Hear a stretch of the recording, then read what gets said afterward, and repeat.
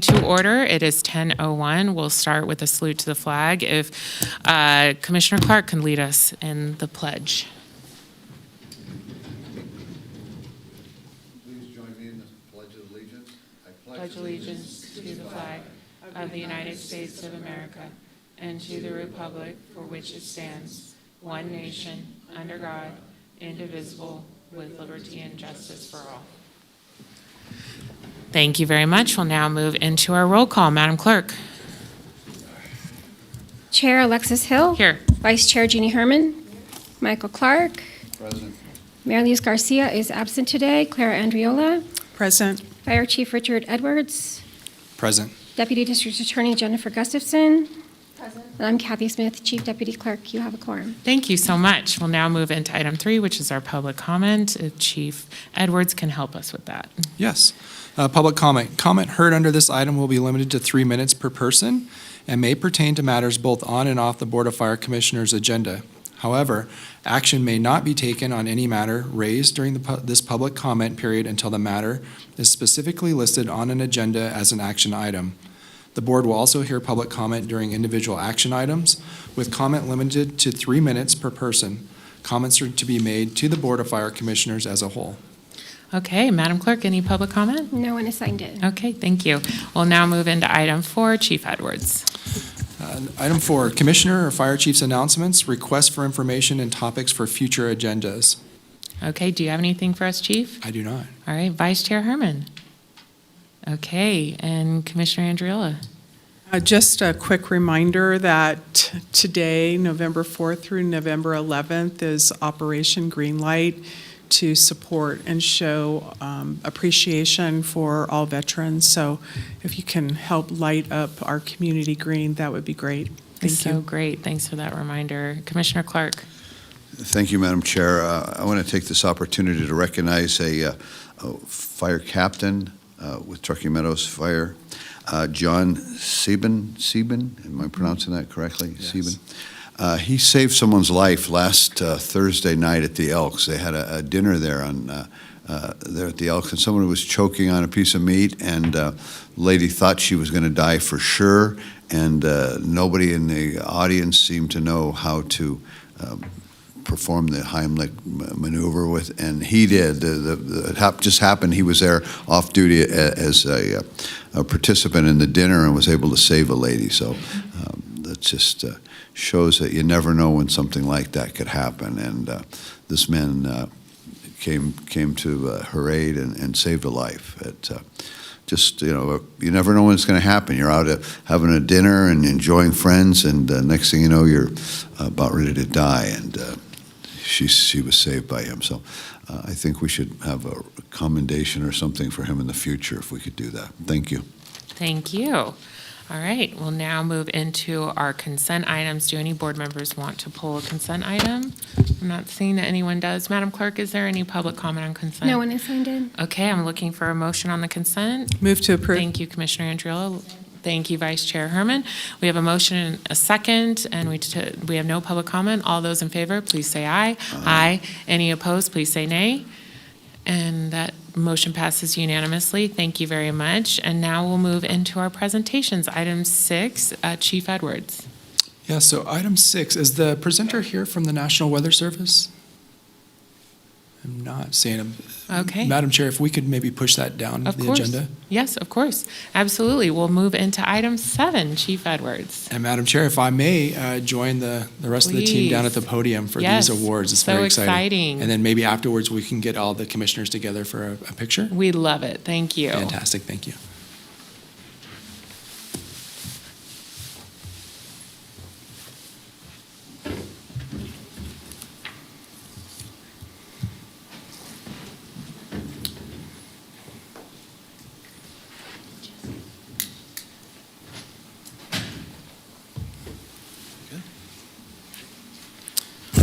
Good morning.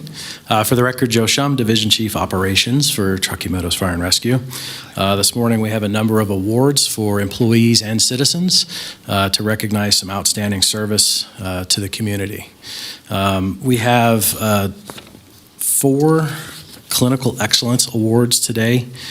This award is for an employee of the district who, while on duty, was principally involved in exceptional clinical medicine that prevented the patient from succumbing to critical life threats during their care. And today we're going to start with the crew from Engine 40, dated May 19th. Can I have Captain Randy Gates, Engineer Shiro, Firefighter Paramedic Rudder, and Firefighter Paramedic Miller. I don't believe Blake was able, oh, Blake's right there. Come on down. While Firefighter Miller makes his way down, like I said, this incident occurred on May 19th. Engine 40, located in Verdi Mogul, along with Reno Engine 11, were dispatched to a cardiac arrest on the Truckee River Trail near Durockstar Park. Initially, Engine 40 was canceled because Engine 11 was closer, but our captain continued responding due to the location and his knowledge of the difficult-to-access area. Both the engine companies and REMSA arrived at the park and made their way approximately 400 yards down the trail to find a CPR in progress by a bystander. Engine 40's crew applied the Lucas device, which is mechanical compressions.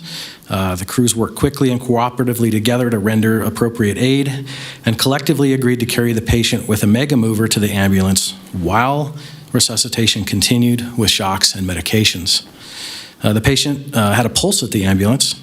Two of our firefighter paramedics rode in with REMSA as they transported the patient to the hospital, continuing care.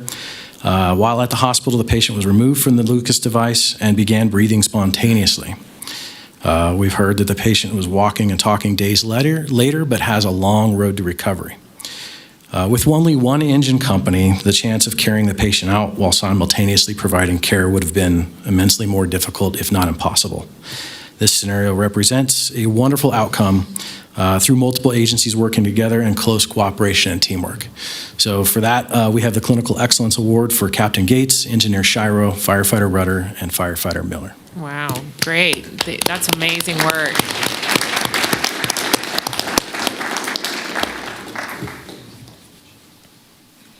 That's for Randy. That's for Tony.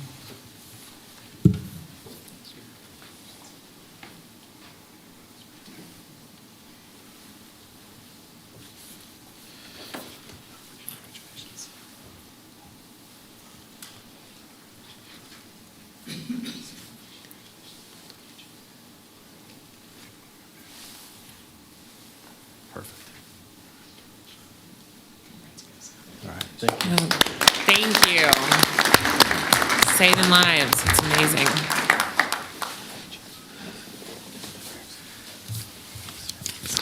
Next, could we have Engineer Higman, if he's here? I don't think he made it. Firefighter Paramedic John Williams and Firefighter Paramedic Jeff Bodie. Come down to the podium.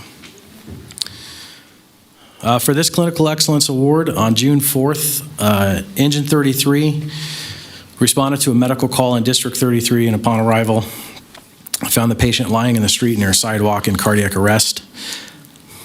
Once again, a bystander was administering CPR. Crews were able to provide life-saving care and achieve return of spontaneous circulation, which stabilized the patient's heart rate. The patient was loaded into the ambulance and transported with both firefighters assisting.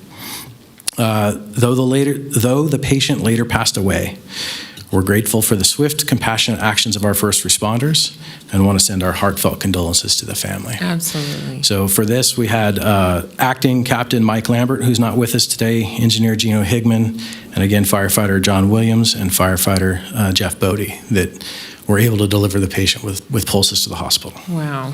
Thank you. What a tough job you guys have.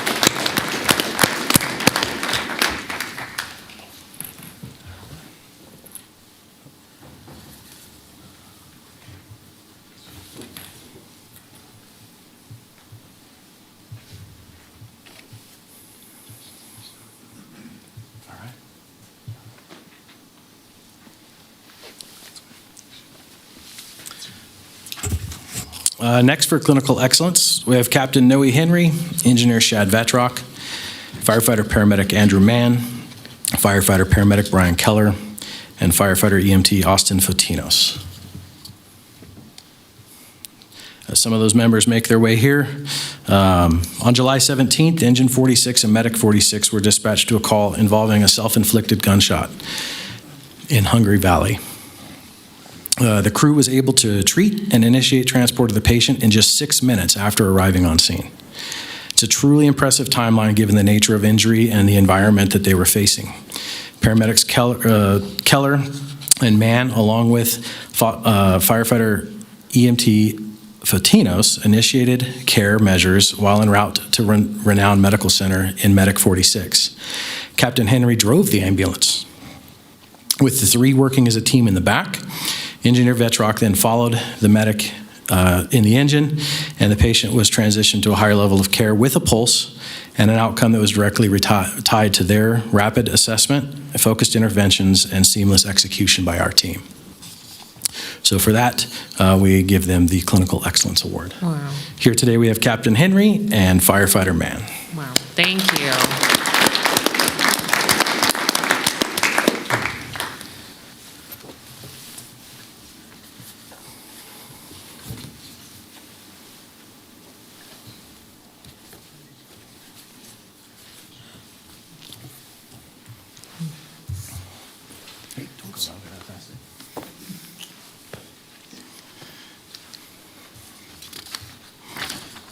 Okay, in our fourth occurrence of clinical excellence today, Captain David Kearns, Engineer Travis Johnson, Firefighter Paramedic Reynolds, and Firefighter Paramedic Cameron Chappelle.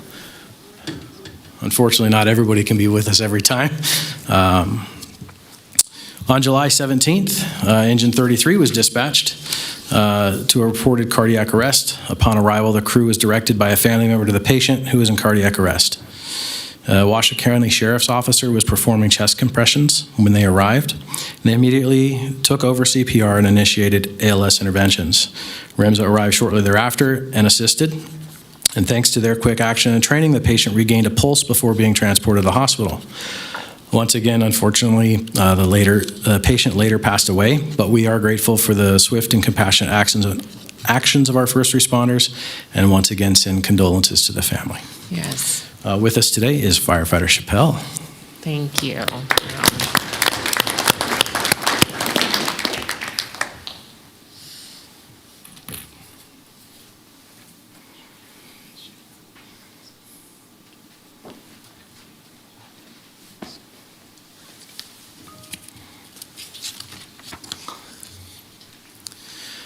Okay. Next, we have Firefighter EMT Uris Vyskoski. Today, Firefighter Vyskoski is receiving a meritorious conduct commendation. This is another level that we recognize our employees with. For someone who performs a notable act or act of distinction in the course of duty, reflecting integrity and devotion to duty or service to the public safety. On September 7th, Engine 40 was in the Mobile-Verdi area when they were dispatched to a vehicle fire. The vehicle that was on fire was on the second level of a car carrier, hauling 8 passenger vehicles. As the engine arrived, the driver of the semi was seen standing on the second level in the smoke, attempting to put the fire out with water bottles. Oh, God. This is where it gets interesting.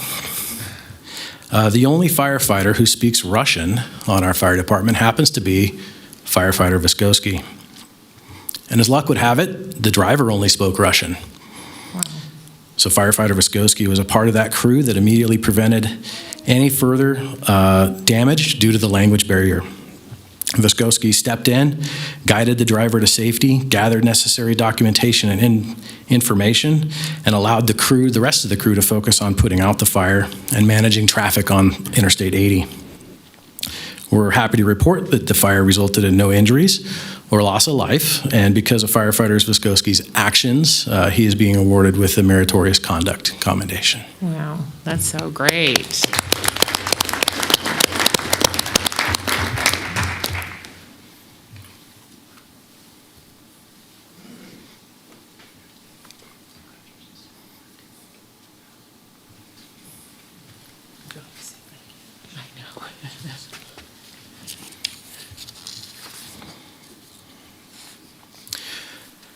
Okay, our next sets of awards involve some citizens. I would like to invite Chris Paget and Brian McPhail to join us. They're here with their spouses today. Today, they're receiving the Chief's Medal of Commendation, which is a civilian award given to citizens who render initial and spontaneous valuable assistance to an incident that we respond to. The aid or assistance in this case certainly resulted in reduction of injury or loss to the victim. The morning of September 15th, 2025, Pinnacle Landscape owner Chris Paget and his employee Brian McPhail were working in the Dolores Drive area of Spanish Springs when they heard a loud pop, followed by a significant amount of smoke near a residence. They went into action, locating the smoke and found a vehicle on fire under a carport. It was actively threatening the home and extension into the home. So unlike a lot of citizens and a lot of times folks pause, these gentlemen jumped into action, obtained a towing strap, hooked it to the back of the vehicle, and were able to pull it out from under the carport. Once the vehicle was outside the carport, they began suppressing the fire with their portable extinguishers. This reduced the threat of spread to the wildland and to the home until the arrival of Engine 46. Their quick action and bravery saved the home from catastrophic damage and allowed the fire to be contained to the vehicle of origin. So for this reason, we recognize Mr. Paget and Mr. McPhail with the Chief's Medal of Commendation. And it's more important, I think, that they took action. Oftentimes folks will video and stand back, but they really did a solid for us in making it so that we didn't have to go into full action and suppress a house fire in addition to a car fire. So thank you, John. Wow, that's leadership right there. Thank you so much.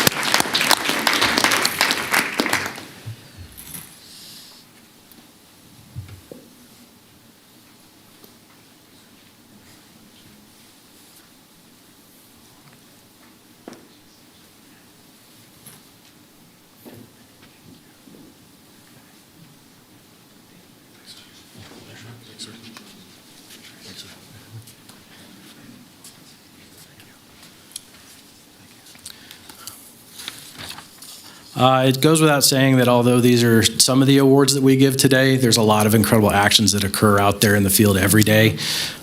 Sometimes we don't hear about it. Our folks are incredibly humble, but they are professionals and certainly all deserve recognition for what they do each day. So. Absolutely. We want a Truckee Meadows staff member in all of our neighborhoods throughout our community because of the incredible work you do. So thank you so much. We'll give you another round of applause. We'll take a quick break for a photo. Go into the bullpen.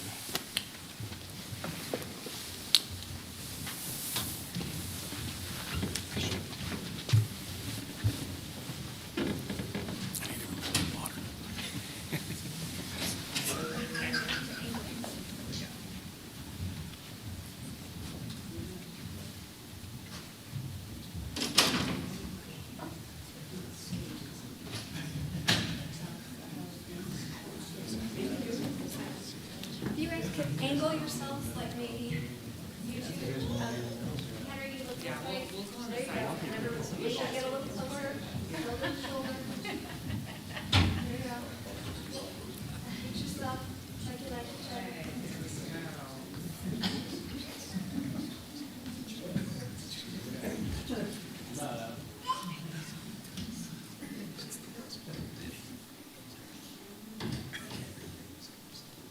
Anybody else?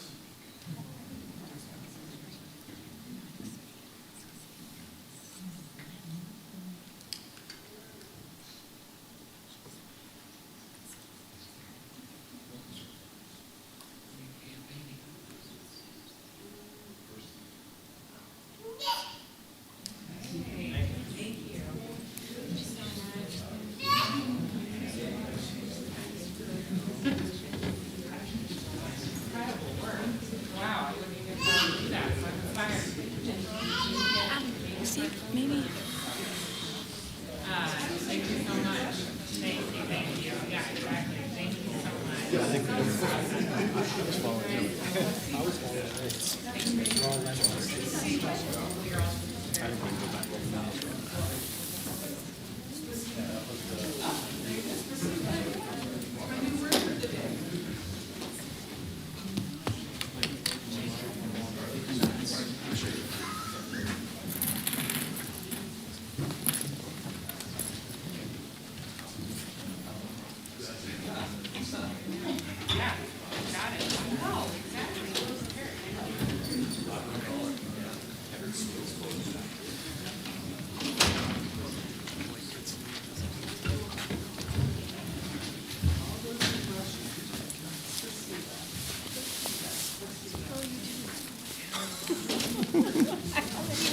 Hi to you this morning. Good morning.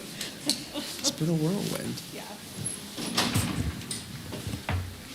Okay, we'll now move into item 8, Chief.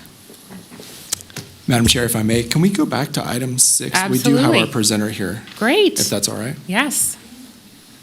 And we'll move into item 6 then. So item 6 is a presentation by the National Weather Service regarding the winter weather outlook and how it pertains to fire.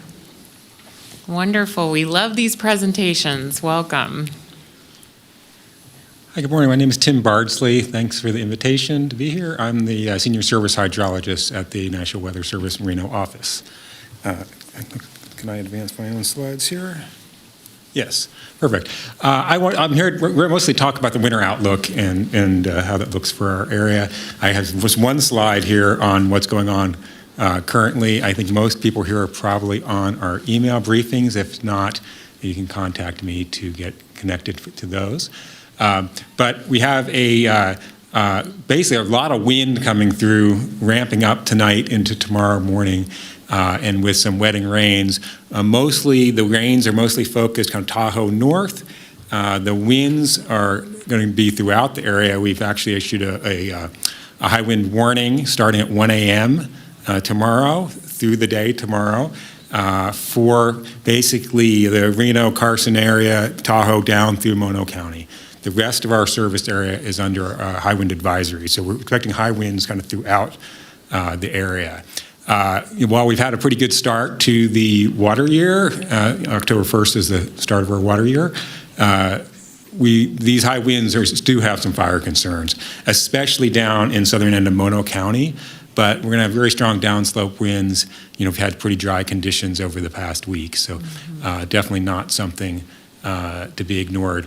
It's probably a little bit difficult in the back to see some of those numbers, but as far as the precipitation, or kind of ½ to 1.5 inches in the High Sierra and to northeastern California, taper over into western Nevada, those numbers are more in the order of 0.15 of an inch, maybe a 1/4 inch type of ranges.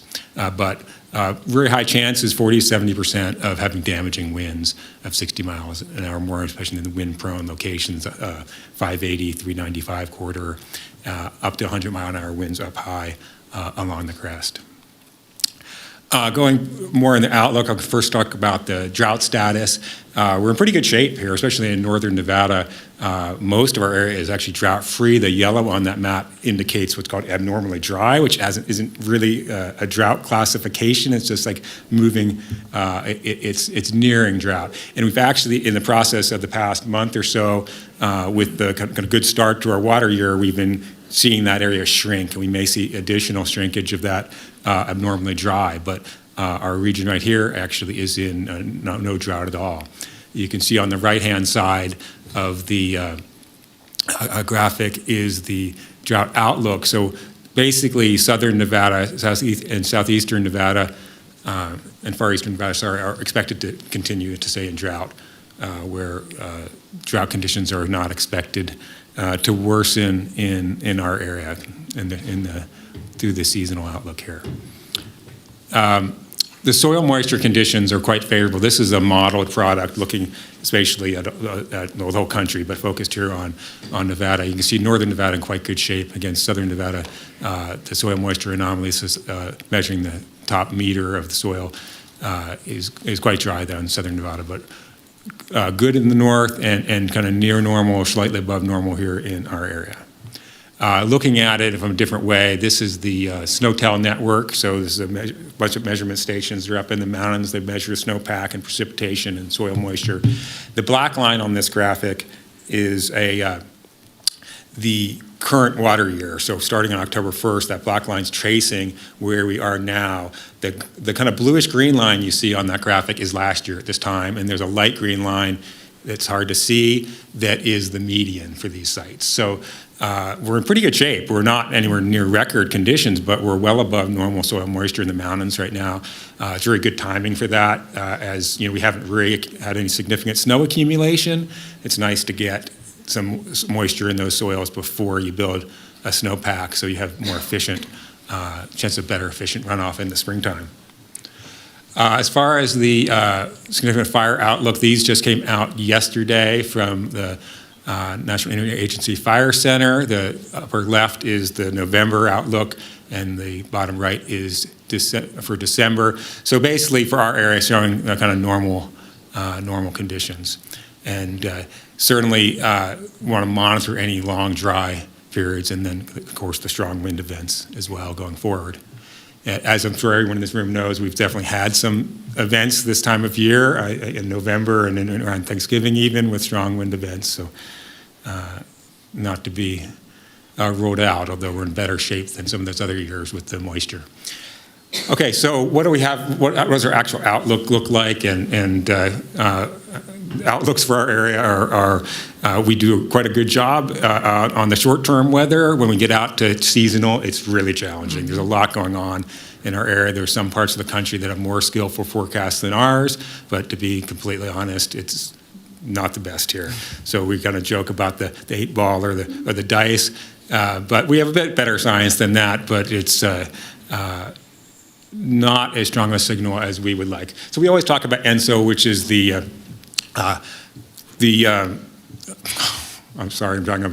it's the El Nino Southern Oscillation Index, and what that is and how it's measured, it's the ocean temperatures off the equatorial Pacific. And on the right graph, you can kind of see those blue colors indicating cooler than normal temperatures there. They impact wind currents, ocean currents, and weather patterns. The upper left graphic, there's several indices that we use to kind of say, okay, what are these temperatures, and how does it rank in terms of La Nina, which is the cooler temperatures, El Nino, which is the warmer temperatures, or neutral, which is more near normal conditions.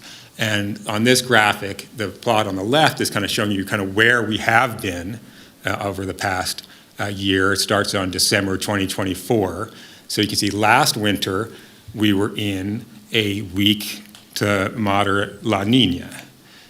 We popped up in kind of neutral conditions, and then we're going back in, and again, we're kind of in these weak La Nina conditions right now. The graphic on the right is on more the forecast mode, and these are each 3-month periods. So on the left side, we're looking at September, October, November, then October, November, December, and so on.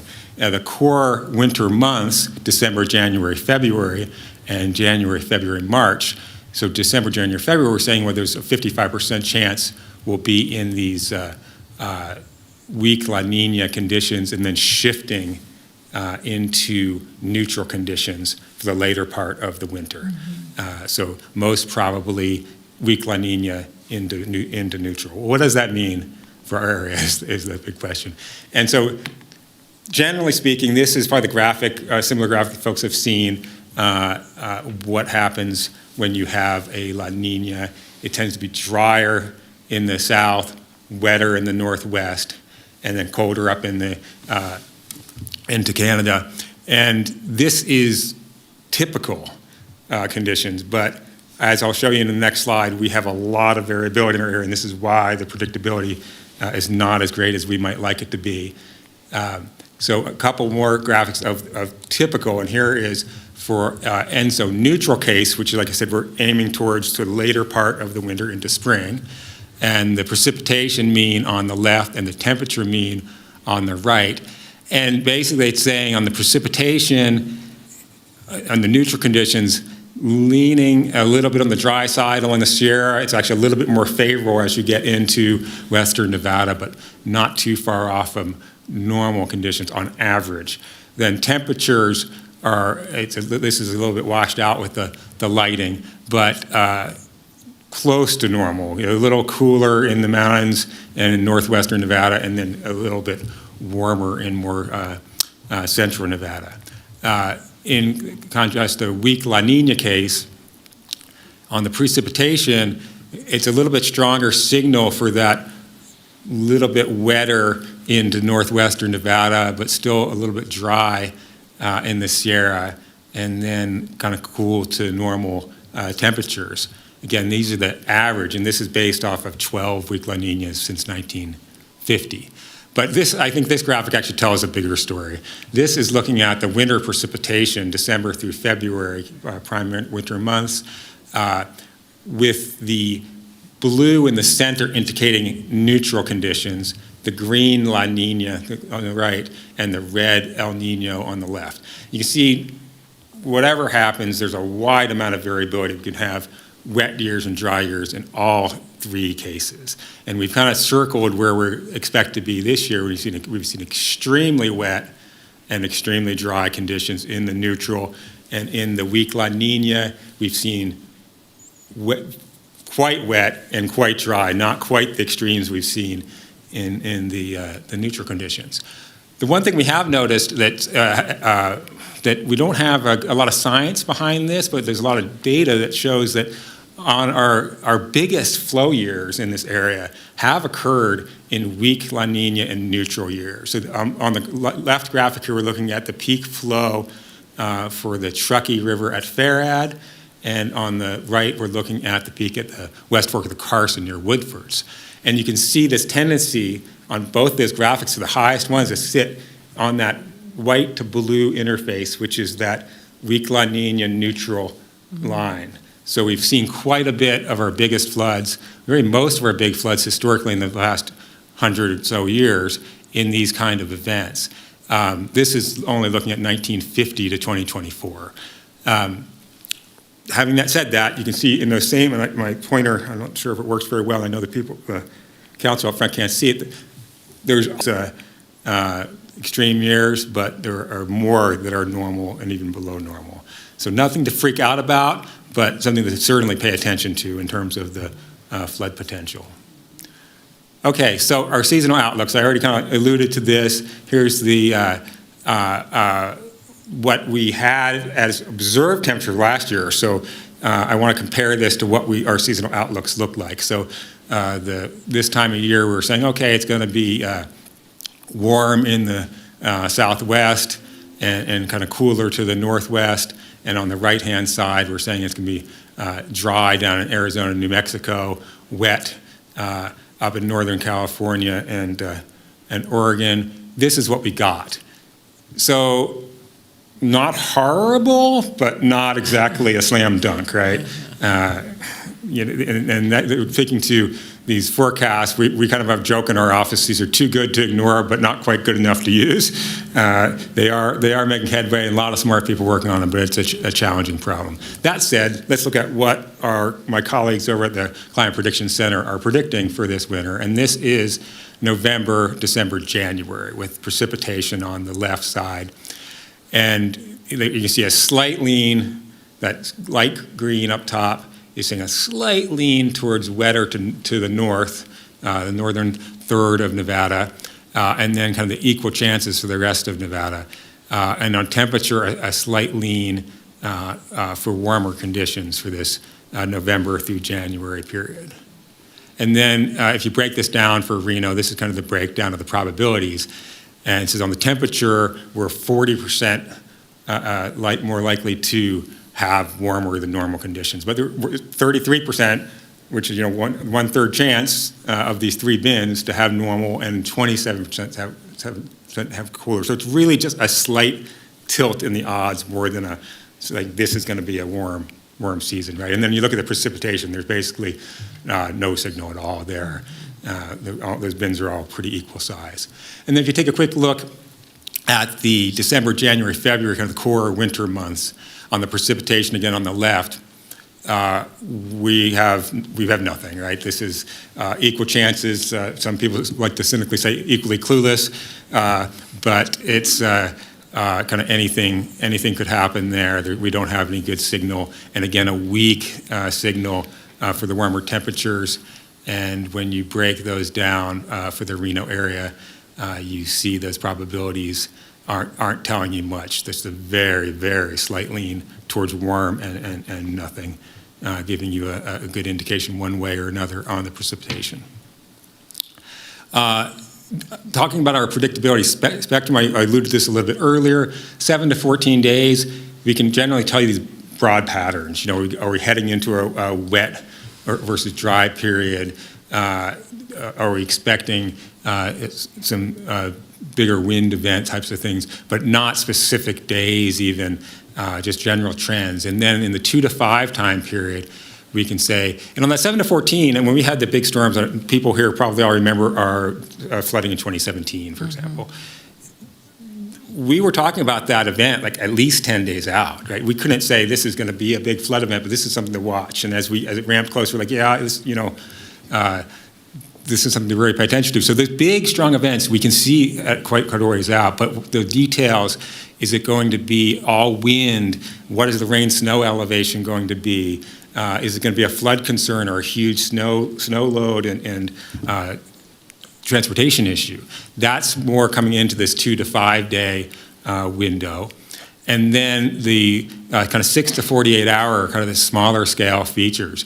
We have inside sliders or cold frontal passages. I remember, I don't know if it was New Year's Eve a couple years ago, right? We had a really wet system that was transitioned from a big flood risk to a big snow load and transportation problem in a very short period of time, right?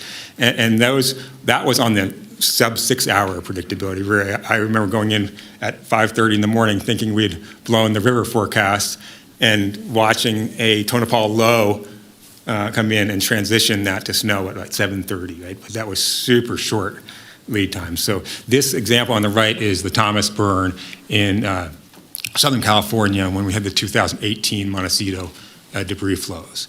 They knew there was a big atmospheric river coming. They were talking about that for 7-8 days. But they saw this narrow cold frontal rain band coming about 4 or 5 hours out. And that was what triggered those debris flows.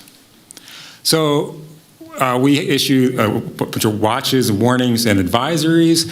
How that works, we kind of think of ready, set, go. Ready is our briefing emails, which hopefully most of you all get. Like I said, contact me if you don't. That's looking out 7 days and looking at the potential for hazards to life and property. And it's kind of in the planning stage to take action. The set is watches. And we had actually high wind watches this week in advance of this event. They tend to be 2 to 5 days out. They're usually, we have about 50% confidence or more that this event's going to happen and it's going to be impactful. That's when a watch is issued. And then it's happening or going to happen is the go. And the advisory is like, this is a problem, it's nuisance, it's inconvenience, kind of impacts, whether that's flooding or snow or whichever. And then the warning is a higher level impact to take protection to protect life and property. So the analogy is the taco watch versus the taco warning. Taco watch, you have all the ingredients. So when we have the watch, we have all the ingredients for a snowstorm or a flood or everything, but it's not happening yet. The taco warning is the tacos are ready, time to chow.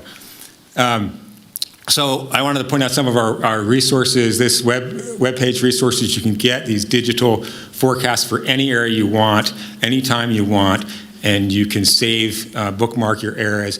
There's a QR code here to scan, but if you search for NWS IDSS forecast, you're going to get this page. There's some customization you can get. There's lots of different graphics. You can look at snow levels, temperatures, winds, wind gusts, probability, precipitation type. There's a lot of information on this page. So you can kind of get a semi-custom forecast from this. These are another pages here. This is our winter weather page for NWS Reno, and there's information of probabilistic forecast of snowfall amounts. They're available here, and snowfall totals by location. And this is a different page through our partners at the Weather Prediction Center. Again, the links are on each of these. The California Nevada River Forecast Center is our partner in Sacramento that does the hydrologic forecasting. And this is a great tool, especially here along the Truckee. We have several forecast points, the Truckee and Carson. But these are forecasts that it's a very well-calibrated model that it sees attention from a hydrologist every day. you get these deterministic plots like this that are updated now as of today, twice a day. They usually go just once a day in the off season. And then there's probabilistic forecasts like this that give a range of potential probabilities instead of just that deterministic number. These utilize a range in the precipitation, potential precipitation. They do not take into account hydrologic uncertainty. So there's actually a little bit of uncertainty that's still included in these. And these are what our emails look like for those who are not getting them. We kind of highlight the highest risks out through the next week and a general statement the week beyond that. Point out they're broken down now by region where they used to be broken down by hazard. And we've switched from a email server to this NWS Connect. So if you've lost your emails, we have to get you connected with that. People always ask about our app, and the Weather Service doesn't have an app. We've kind of been prohibited from having an app for various reasons.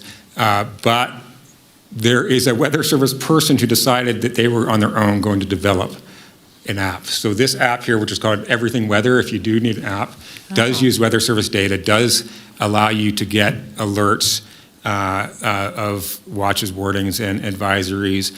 And it is all Weather Service data, where some apps you're not quite sure what the source is. So I just wanted to mention that. And with that, that is all I have, and happy to answer any questions that you may have. Thank you so much. Thank you. This is very helpful and informative, and we'll definitely be watching out for those wins. Vice Chair Herman, do you have anything? Okay.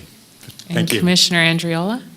I just want to say thank you, and obviously, all the data that you look at, you have a great sense of humor. You all have a great sense. It must be fun working in your office. I can just see it right now. I like that last or the previous slide where it's like, this is where you freak out. So, you know, the 8-ball and the dice, and you all have quite a sense of humor. So thank you. I appreciate that. We do try to keep it real, and during times like this, Right. It's nice to have some humor to go along. Thank you. Thank you for all your Yeah. hard work. Commissioner Clark, do you have anything? Thank you, Madam Chair, and thank you for your report. Thank you. Thank you. And we appreciate your work, especially with the shutdown, and you're continuing to keep us informed. So thank you so much, and I hope you're getting the support you need.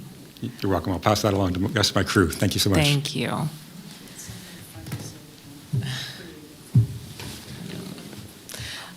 Okay, we will now move into item 8, Chief Edwards. Yes, item 8 is the International Association of Firefighters Local 2487 report. All right, welcome. Haven't seen you in a while. Yeah, I was just going to say that. For the record, Jim Klauser, President, Local 2487. Great seeing you all again. I hope Jamie or whoever spoke for me in my absence did a good job. Yes, Sure he did. absolutely. Well He's represented. always a pleasure, isn't he? Mm-hmm. Yeah. Good news to report from our foundation. Our numbers are in from the Reno Rodeo. Again, they raised over $60,000 for the foundation. That partnership continues to grow. It's just fantastic for both sides and really everybody involved. So that's going like gangbusters. Our Christmas toy drive is already started. So you can go by any one of the stations. This is for everyone out in Webland listening as well. Go by any one of the stations. We're looking for new toys in their original packaging, not wrapped. Okay. Please don't put them in Christmas wrapping. Any one of the stations will take those toys. We also have a special event November 29th and 30th at the Walmart in Spanish Springs called Fill the Engine. So we've even made it easier. You can just go right in, get something from Walmart, come outside, stuff it in the engine, and that goes to families who could really use some extra joy in their life during Christmas. So toy drive goes until December 15th, and that's it from the foundation. We've done some really good work together with Chief Edwards, recognizing kind of the financial quandary that everybody's in, and just want to show my appreciation to him. The collaboration between us all has been really, really productive, and will continue to grow as we move forward with other challenges as we face them and figure them out.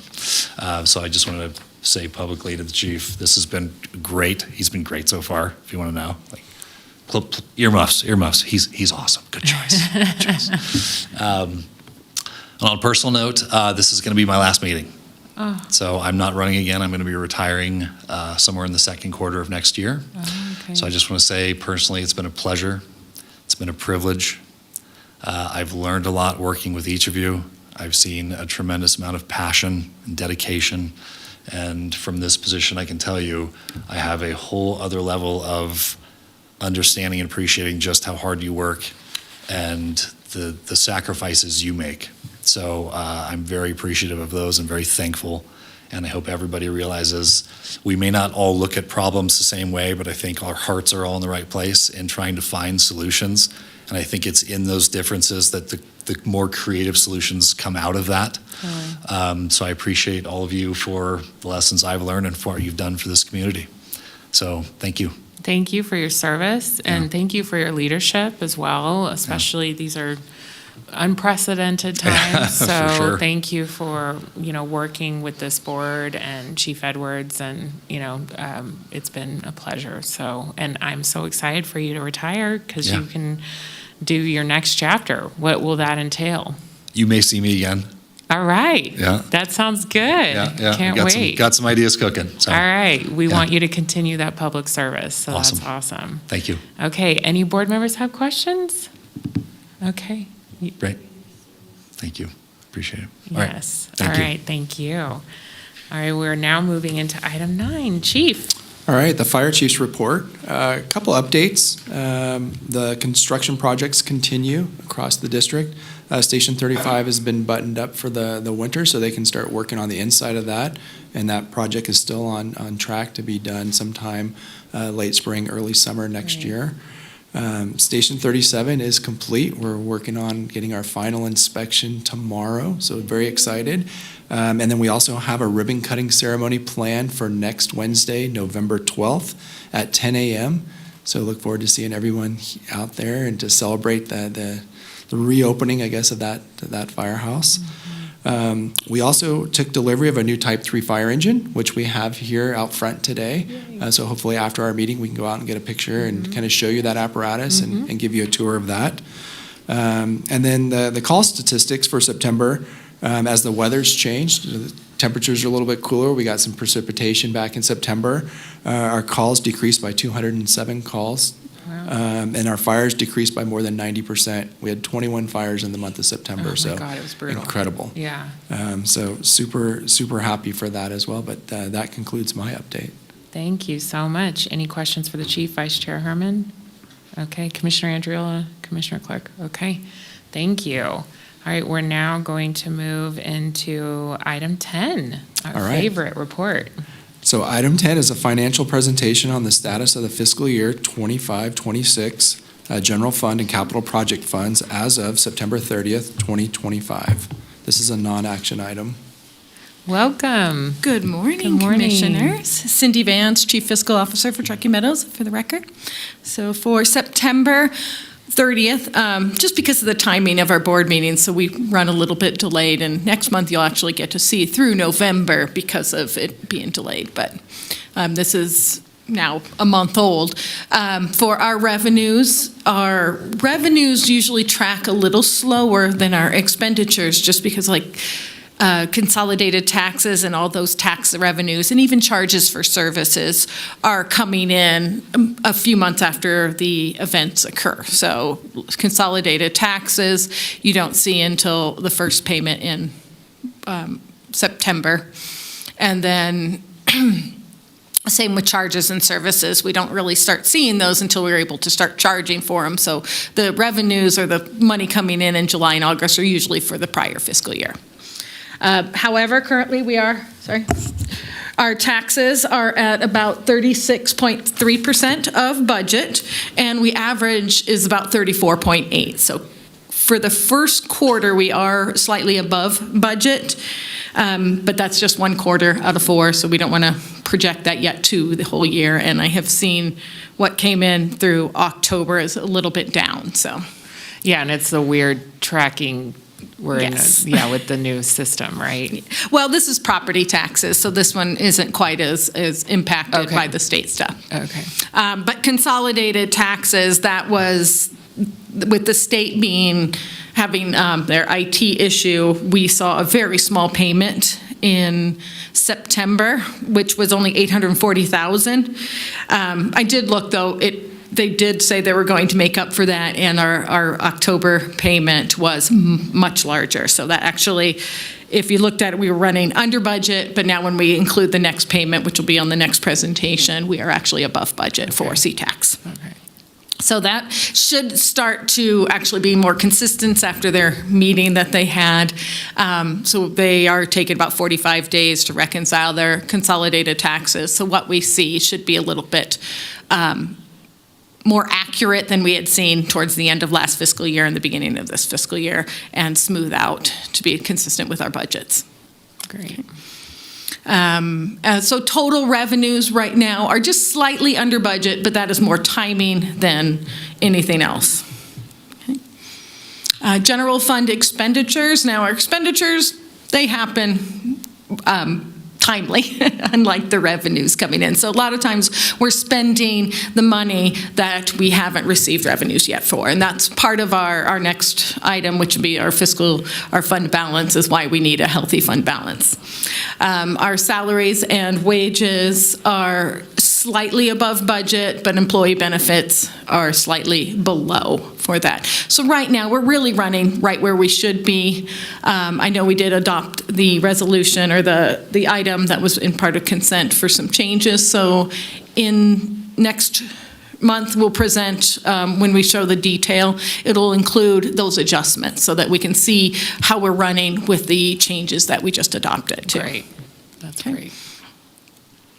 And that's just a simple presentation. I will let the rest stand, but there is the detailed by department included, and also our capital projects, which are not consistent. They're not timing, they're just how we are. And again, it is about a month past, and I know that Station 37 is almost complete now. Great. Any questions from the board on our fiscal report? I'm not seeing any. All right. Thank you so much for keeping us informed. And we'll see what this looks like next year, but we appreciate the diligent watching and making sure we're keeping up with our cash flows. Yes. Thank you, Commissioner. Thank you. All right. We'll now move in.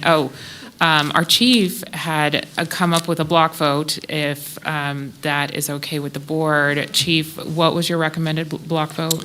The recommendation would be for items 11 through 14 Great. for a block vote. And I think that works for me. I look to the vice chair. Do you want to make that motion?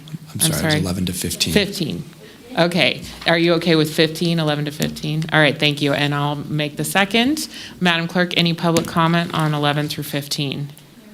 Okay, we have a motion and a second on the block vote. No public comment. All those in favor, please say aye. Aye.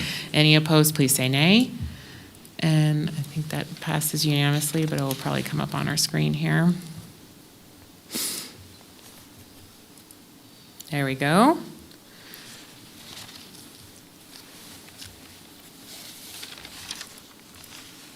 All right, that motion passes unanimously. We'll now move into item 16. Chief. Yeah, item 16 is Commissioners or Fire Chief's announcements, requests for information and topics for future agendas. Okay, do you have anything else for us, Chief? I do. I did want to send out a quick thank you to the Arrow Creek Homeowners Association, our partners from NDF, and the U.S. Forest Service for those grants. That's going to make a big difference in our fuels reduction programs in that area. So very thankful for them and their partnership. I also wanted to say thank you to Local 2487. We're making some tough decisions right now within the district to live more within our fiscal means, and it really starts with partnership and everyone come together to recognize the significance and the challenges that we face ahead. And I'm appreciative for the partnership and everyone come together to recognize that so that we can stay fiscally solvent as we move into the future. So very appreciative for that. Big thing too is we have open burning that's open so that we can reduce some of the fuel loading across our district. So anyone can go to our website to get a permit and see when that burning is allowed. We opened that on November 3rd. I think today is a non-burn day because of the weather and the projected winds. But we've opened this up now through April 3rd. So there's a larger window of folks to be able to burn their Great. green waste. And so hopefully there's more opportunities for them to do that in the future. And then my last item is just a big special thank you to our veterans, as next Tuesday is Veterans Day, and so we're very appreciative of all of our veterans, and I know we have many that work for us at Truckee Meadows as well, so thankful for their service. Absolutely. Thank you, Chief. Vice Chair Herman, do you have anything? Okay, and Commissioner Andriola? I'll just follow up with thank you for, again, all the veterans, and maybe next year, just in light of Operation Green Light, we can think about having all the fire stations be green on the, 4th through the 11th this year. I know that the Sheriff's Office has been doing it for 5 years. This is a program that was started by the National Association of Counties, and it's really great that Washoe County is embracing this. So maybe there'll be an opportunity for us to really essentially make the Paint the town entire green. community green to show our support for all veterans. So thank you. Absolutely. And Commissioner Clark? Nothing further from me, thank you. Okay, and I just have a quick announcement. The Nevada Peer Support Network, who helps us with all of our major fires, is having some open house opportunities if you want to check out their great work. Their address is 4583 Longley Lane, and they'll have an open house 11 to 2 on November 11th, 13th, and 15th. So if you want to check that out, I recommend it. They do great work for us and our team. And now we'll move into item 17. Chief. Item 17 is public comment. Comment heard under this item will be limited to 3 minutes per person and may pertain to matters both on and off the Board of Fire Commissioners' agenda. Comments are to be made to the Board of Fire Commissioners as a whole. Okay, Madam Clerk. And no one is signed in. Okay, well, thank you, everyone. It's 10:58 and we are adjourned. We're going to go check out that fire truck, though.